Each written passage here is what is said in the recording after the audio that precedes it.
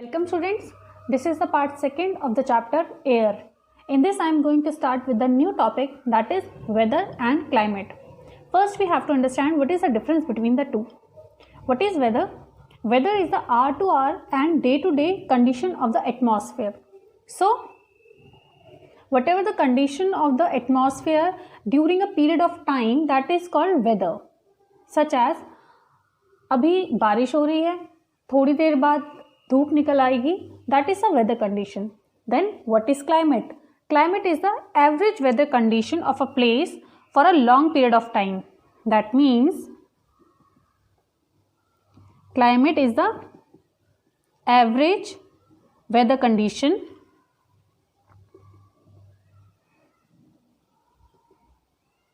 of a place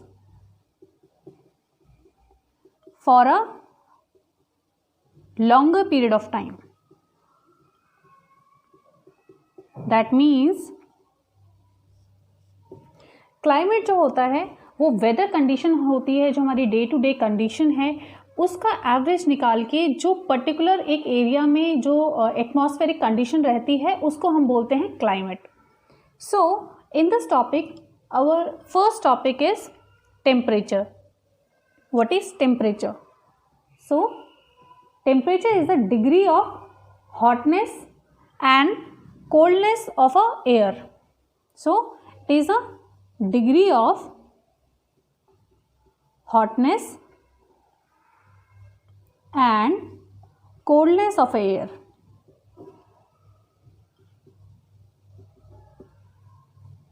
So temperature changes according to the day and night. That means it changes between day and night, and temperature also changes between, or let's say changes from season to season. Season और एक season से दूसरे season में जो temperature होता है वो change होता रहता है. जैसे कि फॉर एग्जांपल अभी फ़िलहाल रेनी सीज़न है, ठीक है. दैट मीन्स जो टेम्परेचर है वो अभी हमारा कम है, लेकिन बाद में जैसे कि आप वेदर जैसे ही हमारा चेंज होने लगता है, हमारे यहाँ पे समर्स आने लगते हैं, उस टाइम जो टेम्परेचर होता है वो बहुत ज़्यादा टेम्परेचर उस टाइम हॉट होता है. सो temperature is a degree of hotness and coldness of air. एक बहुत ही इंपॉर्टेंट फैक्टर है जो टेम्परेचर को अफेक्ट करता है.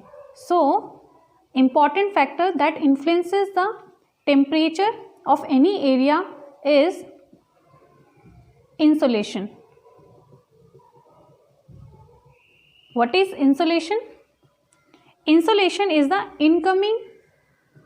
incoming solar energy that is intercepted by the earth. So it is incoming solar energy or sun energy that is intercepted by the earth. इसका मतलब क्या है कि जहाँ पर सन की रेज ज़्यादा आएंगी, जहाँ पे इंसोलेशन जिस एरिया में ज़्यादा होगा वहाँ पर जो टेम्परेचर है वो बहुत ज़्यादा होगा, और जहाँ पर इंसोलेशन कम होगा वहाँ पे जो टेम्परेचर होगा वो बहुत ज़्यादा नहीं होगा, वहाँ पर टेम्परेचर क्या होगा, कम होगा. तो इसका मतलब क्या हुआ कि जैसे जैसे आपको ये पता है, जैसे हमारा जो इक्वेटर है तो वहाँ पे जो इंसोलेशन होता है, insolation is high near the equator, and as we go up, that means as we go from equator towards the pole, so insolation is low at the poles. poles पर जो insolation है वो बहुत कम है. इसका मतलब क्या है कि इक्वेटर के यहाँ पर जो टेम्परेचर है, because insolation is high at the equator, so यहाँ पर क्या होगा, टेम्परेचर क्या होगा, यहाँ पर टेम्परेचर इज हाई, और पोल्स पे क्या होगा, टेम्परेचर इज लो. इसीलिए जो पोल्स होते हैं हमारे, दैट मीन्स हमारे जो नॉर्थ पोल है और जो साउथ पोल है, these poles are permanently covered with the snow. What is the reason? Because at the poles there is insolation very down or very low insolation is there. That is why temperature is very low at the poles, and that is why these poles are permanently covered with the snow. हमारा next topic है air pressure. What is air pressure? Air pressure is the pressure that is exerted by the weight of the air on the earth surface. Earth surface के ऊपर जो air है उसका कितना wait वो exert कर रहा है, that is the air pressure. जो एयर प्रेशर है it is highest at the sea level. Highest at sea level. Sea level पे जो एयर प्रेशर होता है वो बहुत ज़्यादा होता है, और जैसे जैसे आप जो एटमॉस्फेयर की डिफरेंट लेयर्स हैं, आप जैसे जैसे ऊपर जाएंगे वो एयर जो प्रेशर है आपका डाउन होता जाएगा. सो इट इज एंड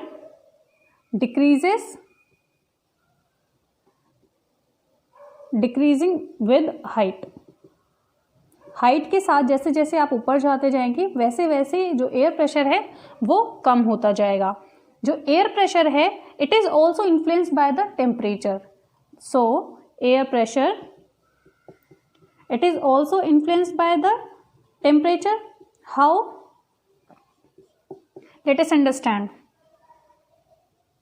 किसी भी एरिया में जहाँ पे टेम्परेचर बहुत ज़्यादा है, if any area has high temperature, that means it lead to the heating up of the air. heating up of air. जो एयर होगी वो हीटेड अप हो जाएगी, जिसकी वजह से दिस एयर राइजेस अपवर्ड. ये जो एयर है ये ऊपर की तरफ इवेपोरेट होने लगेगी. सो जहाँ से इवेपोरेट हुई है, जैसे कि फॉर एग्जाम्पल यहाँ पर दिस एरिया, यहाँ पे टेम्परेचर बहुत ज़्यादा है, जिसकी वजह से जो एयर है उसके जो मॉलिक्यूल्स हैं वो अपवर्ड राइज हो गए हैं. तो ये जो एरिया है, this area, because now air pressure is less in this area, that is why this area is called low pressure area.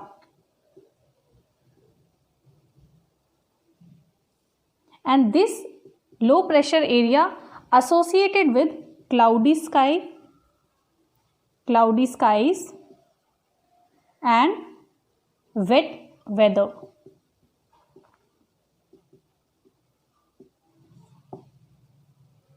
अब जहां पे टेम्परेचर कम होगा वहां पर क्या होगा? लो टेम्परेचर होगा. तो दैट मीन्स जो एयर होगी वो कैसी एयर होगी? That is a cold air. Air अगर वहां पे कोल्ड है, and cold air is very heavy, this air is heavy. Because cold air is heavy, that is why this air sinks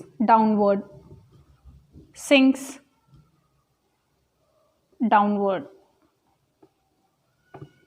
And because air is sinking downward, that is why this area where the air is sinking downward, this area is creating the high pressure area.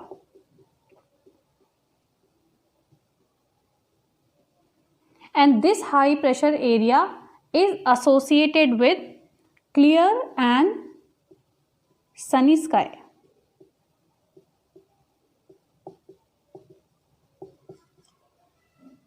सो हमको ये समझ में आया कि जो air pressure है उसका भी जो मेन फैक्टर है जो उसको इन्फ्लुएंस करता है वो है temperature. High temperature, that means वहाँ पर लो प्रेशर एरिया होगा, और लो टेम्परेचर दैट मीन्स उस पर्टिकुलर जगह पर हाई प्रेशर एरिया होगा. Air always moves from high pressure to low pressure area, and this movement of air from high pressure to low pressure area is called wind. जो wind है They are basically of 3 types. कौन कौन सी type की हैं? First is permanent winds,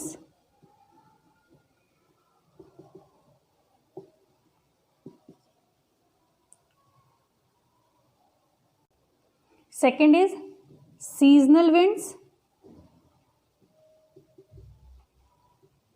third is local winds. Difference क्या है? That is our next topic. First wind है हमारी permanent winds. These winds blow constantly through out the year in a particular direction. ये जो wind है ये एक particular direction में थ्रू आउट द ईयर ये ब्लो करती रहती हैं. फॉर एग्जाम्पल कौन कौन सी विंड है ऐसी? First is trade winds, second westerlies. Westerlies are the wind that are blowing from the western side. Easterlies. These are the winds that are blowing from the eastward side. So these are the winds which are called permanent winds. Next is seasonal winds. Next is seasonal winds. Seasonal winds जो है हमारी they change their direction in different seasons. Different seasons में अपनी direction change करती रहती हैं. For example monsoons in India. Monsoons in India, India में जो मॉनसून है वो सीजन टू सीजन अपनी जो डायरेक्शन है वो चेंज करते रहते हैं. That is why these winds are called seasonal winds. Third wind है हमारी लोकल विंड्स. लोकल विंड्स क्या होती हैं? These are the winds which blows only during particular time of the day or year in a small area. किसी भी एक small area में ये किसी भी particular time पे दिन में या फिर किसी भी particular year में ये एक particular area में small area में ही ये blow करती हैं. These are local winds such as for example कौन कौन सी winds हैं ऐसी? लू, land breeze, sea breeze. These are the winds which are blowing at a particular point of a time or a particular time of the day or the year in a small area. Our next topic is moisture. Moisture क्या होता है? Whenever water evaporates, जब भी water evaporates होता है, water evaporate जब भी होता है, that is from the all the sources, that is from the land or the rivers or the lakes. कहीं से भी जब water evaporate होता है, this water evaporate, it becomes water vapor. This water vapor is nothing but the moisture.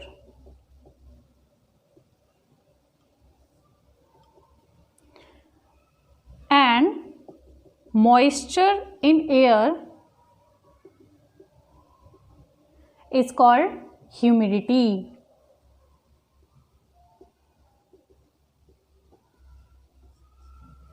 अब होता क्या है? जैसे ही वाटर इवेपोरेट होता है, this water vapour rises upward. Because ये आप ऐसे मान लीजिए ये लेक है और यहाँ से जो वाटर है वो इवेपोरेट हो रहा है. जैसे ही वाटर इवेपोरेट होगा और जैसे ही ये अपवर्ड जाएगा, इसका जो टेम्परेचर होगा वो डाउन हो जाएगा. जैसे ही टेम्परेचर इसका डाउन होगा because of the cooling of the air, the condensation process starts. That means these water vapours are converting into water droplets. जो वाटर ड्रॉपलेट्स हैं, these are nothing but the clouds. Clouds बन जाएंगे और जब ये clouds, that means these water vapour becomes very heavy, तो ये क्या होंगे? They start falling in the form of precipitation. Precipitation. So whatever comes down to the earth as rain और as in liquid form, so whatever comes down in liquid form is called rain. Liquid form is called rain. Basically जो rainfall होती है वो 3 type की होती है. First, convectional rainfall.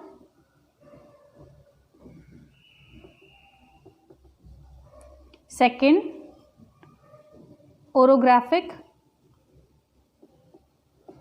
और relief rainfall.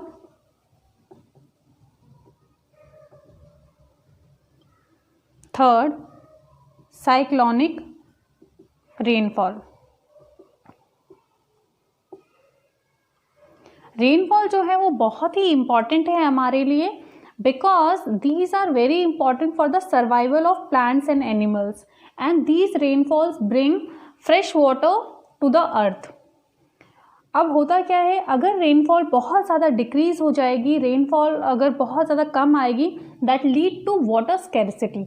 Water scarcity की वजह से क्या होगा, ड्रॉट की प्रॉब्लम आ जाएगी. लेकिन अगर रेनफॉल बहुत ही एक्सेसिव हुआ, दैट लीड टू फ्लडिंग.